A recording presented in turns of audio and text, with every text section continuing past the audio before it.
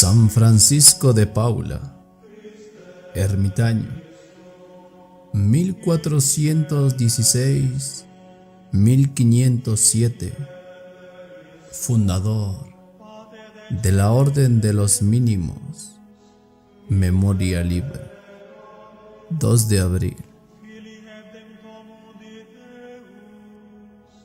Luis IX se moría en su castillo. Él, que amaba apasionadamente la vida, él, que jamás había temido otra cosa que la muerte.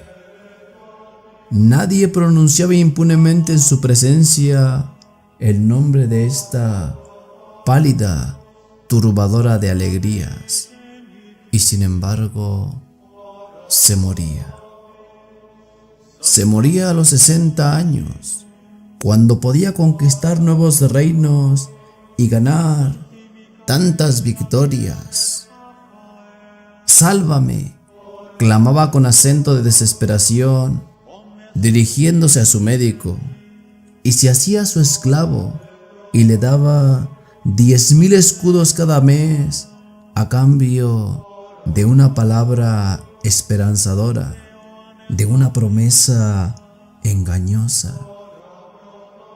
Y allí vivía, encerrado en su castillo, un castillo rodeado de rejas de hierro, lleno de murallas y de guardias, aislado por fosos profundos para que ella no pudiera entrar. 40 arqueros tenían la orden de matar a todo aquel que se presentara sin previo aviso. Pero Dios puede más que los médicos, pensó el rey un día, y desde entonces empezó a hacer novenas, a prometer ofrendas, a multiplicar las devociones, a favorecer a las iglesias, a rodearse de reliquias milagrosas, llegando a encontrar hasta los corporales de San Pedro, y a buscar por todo su reino los hombres que obraban milagros de toda clase. Muchos prometieron curarle, pero fracasaron ruidosamente y tuvieron que volver a la oscuridad, sin honra, sin dinero y con las carnes amoratadas. Mas he aquí que un día alguien se acercó al paciente y le dijo: «Conozco un hombre que hace milagros, a quien no resiste ninguna enfermedad. Realiza maravillas increíbles y se ríe de las leyes de la naturaleza. Sé de un día en que quiso pasar el mar, pero los marinos, viendo su aspecto miserable, se negaron a admitirle en el barco. Entonces él echa su capa en el agua, se sienta encima y de esta manera hizo su viaje. En otra ocasión, tomó en el borde de su túnica un enjambre de avispas y le llevó al bosque. Este hombre hace lo que no ha hecho nadie. Calma las tempestades con una sola palabra, como Jesús, su maestro. Penetra en los corazones, nos cuenta cosas de nuestra vida que tal vez nosotros mismos hemos olvidado ya. Entra en los hornos y las hogueras sin sentir el menor daño. Enciende las velas sin fuego. Toma el fuego en las manos sin quemarse. Sostiene un peñasco en el aire. Devuelve la vida a los hombres y a los animales. Multiplica el vino. Recibe embajadas misteriosas de los cielos. Se le ha visto llenar de vida una canasta de peces muertos, resucitar a un buey, despedir curados y consolados más de 200 enfermos. Pero ¿dónde está ese hombre prodigioso? ¡Que me lo traigan! ¡Quiero verle!». Así decía el rey Luis, presa de una frenética alegría. y añadió con aire de preocupación, encarándose con el que le hablaba: antes necesitamos saber si es un brujo o un santo. Es un santo, contestó el informador. Eso lo sabe todo el mundo en su tierra. Sus virtudes son admirables, como sus obras: abstinencia increíble, caridad seráfica, pobreza de anacoreta, bondad infantil, oración estática. Su vestido es una túnica miserable, su alimento hierbas crudas, su lecho una tabla suspendida en el aire. En invierno como en verano, por los caminos como por los bosques, se le ve siempre caminar con los pies descalzos, indiferente a los hielos y a las espinas. Su inocencia es como la de un niño que acaba de nacer. Una muletilla suya es la palabra caridad, un principio que repite con frecuencia. Hay dos cosas peligrosas para los siervos de Dios: el dinero y las mujeres. Jamás ha fijado sus ojos en mujer alguna, jamás ha manchado su mano con el contacto de una moneda. De las religiosas sobre todo, dice a sus discípulos: debéis huir como de víboras. Basta, dijo el rey, si ese hombre no es un engendro de tu imaginación, sin duda podrá curarme. ¿Dónde vive? Es necesario buscarle, aunque se encuentre en el fin del mundo. Vive lejos, pero no tanto, en lo más apartado de Nápoles, mirando hacia el mar de Cilicia, asentado sobre una roca de granito. Hay un pueblo insignificante que este varón de Dios va a librar del olvido. Se llama Paula. Allí nació, oh rey, el hombre que tiene tu salud en sus manos. Sus padres le dieron el nombre de Francisco, en recuerdo del patriarca de Asís, a quien se parece en la pobreza y en la penitencia, aunque, según dice la gente, los rasgos de su cara recuerdan más los de San Antonio de Padua. Puedes mandar a buscarle por aquella tierra. Al día siguiente, los embajadores reales dejaban el castillo. Al entrar en Italia, vieron que en toda la tierra estaba llena del nombre del penitente. En Nápoles le confirmaron cuanto les había referido en Francia. Se trataba, efectivamente, de un hombre tan prodigioso por sus milagros como por su vida. Por lo que he podido averiguar, les dijo el rey Fernando, desde niño vive como un solitario de la Tebaida. A los 12 años se encerró en una caverna, sin más vestido que un cilicio y una soga. Allí se le juntaron otros imitadores de su santa locura y ahora recorre las tierras de Calabria y Cilicia fundando conventos. Por cierto, que un día me enfadé porque hacía todo esto sin contar con las autoridades del reino. Mandé encarcelarle, pero pronto me convencí de que con hombres como estos hay que adaptarse. A veces son raros.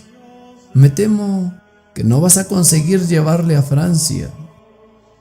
Los emisarios, al encontrar al santo, le expusieron el objeto de su viaje y él se puso a temblar. Hubo idas y venidas a Nápoles y a Roma, y solo una orden de Sixto IV pudo asegurar el éxito de la embajada. Los milagros se escapan de las manos de los santos sin que ellos se den casi cuenta. Los obran sin cesar. Viven en una atmósfera maravillosa, pero en cuanto alguien les pide una maravilla, se asustan como la paloma ante el azor. Entretanto, el rey Luis se consumía de impaciencia En los salones silenciosos de su castillo, la enfermedad le minaba. Tenía ataques frecuentes, perdía el movimiento y el conocimiento, y temblaba pensando que iba a morir antes de que viniera su Salvador. Pero un día alguien dijo: «Al fin viene». Hace unos días que se embarcó en el puerto de Ostia. Una bolsa de 10,000 escudos fue la recompensa de esta noticia. Tal era la cantidad con que Luis IX medía su generosidad con los amigos. La medida de su rapacidad con los pueblos eran 100,000 escudos. Pero Francisco venía. Al desembarcar, fue recibido por el enviado del rey. Más adelante, encontró un grupo de magnates que de parte del rey le traían una embajada llena de vasos de plata y de oro. Él rehusó aceptarlos. Después se le ofreció otro presente, una imagen dorada de la Virgen que valía 30,000 ducados. «La Virgen que yo venero», dijo el asceta, «es más preciosa todavía». Ya cerca del castillo se encontró al mismo rey. Luis XI no había tenido paciencia en su encierro. Al ver al hombre de Dios, se arrojó a sus pies, como si estuviera delante de los corporales donde cantaba la misa Monseñor San Pedro. Algo le desilusionó la presencia de aquel italiano. Se había imaginado una figura demacrada y pálida, y veía un hombre de temperamento atlético, de cara ampollada y llena, de color rosado y brillante, aunque viejo, pues tenía ya más de 60 años. Francisco conservaba un aspecto de fuerza y de jovialidad juvenil. No obstante, en su hábito remendado y en toda su presencia se adivinaba al penitente rígido, al hombre de quien se decía que nunca se había bañado, ni cortado los cabellos, ni cuidado la barba. Pronto se vio que el italiano no era un mentiroso como tantos otros que habían pasado por la alcoba real. «Señor», dijo al rey desde el primer momento, «yo pediré a Dios por vuestra salud, pero lo que más importa es la salud del alma». Nuevo desencanto para el alma del rey enfermo. Para esto no valía la pena traer un hombre desde las costas de Cilicia. En otras entrevistas el fraile fue más claro. «No hay remedio», decía el enfermo, «ya que amas la vida, lo más importante es asegurar la posesión de la vida verdadera». El rey sentía que estas palabras le inundaban de paz y empezaba a amar a su grave consejero. «Es un santo hombre», exclamaba, «que vive en mi castillo, que no le arranquen de mi lado». Por ahí estaba también Cotier, su médico, su tirano. Él se empeñaba en afirmar que vencería la dolencia con su ciencia y, naturalmente, miraba de reojo al santo y se reía de sus maneras. Cuando le veía atravesar los regios salones apoyado en su bastón de espino, con los pies descalzos, vestido como un mendigo y escondiéndose cuando veía a alguna dama como un ratón que hubiera visto un gato, decía a sus amigos con sonrisa burlona: «Por ahí va ese buen hombre». Los sucesos mostraron que el buen hombre tenía razón. No curó al rey, pero le preparó a bien morir. Le libró del terror de la muerte, alegró sus últimos días, y cuando ella vino unos meses más tarde, en el verano de 1483, la recibió valientemente, confortado por la palabra grave y sincera de aquel hombre, que era tal vez el único amigo que había encontrado en su vida, de aquel santo analfabeta que sabía decir cosas tan maravillosas. Después, Francisco se quedó en Francia largos años todavía, hasta que Dios le llamó en una vejez gloriosa. Se quedó fundando conventos, bendiciendo cirios y rosarios para los devotos que le pedían ayuda, haciendo maravillas y organizando su orden. Derramó a sus discípulos por las provincias de Francia, los envió al otro lado del Rin y los trasplantó a la España de Cisneros e Isabel la Católica. Los pueblos recibían con admiración a aquellos hombres que iban vestidos de tosco sayal, que hacían voto de no comer carne en toda su vida y paseaban por la tierra, emblema de su profesión escogida por su padre y maestro, la palabra caridad, inflamada en oro y empenachada en rayos de fuego. Se les llamaba los ermitaños de San Francisco, pero ellos preferían el nombre evangélico de mínimos, es decir, menores aún que los frailes menores del pobrecillo de Asís, máximos en pobreza, en humildad y en la penitencia.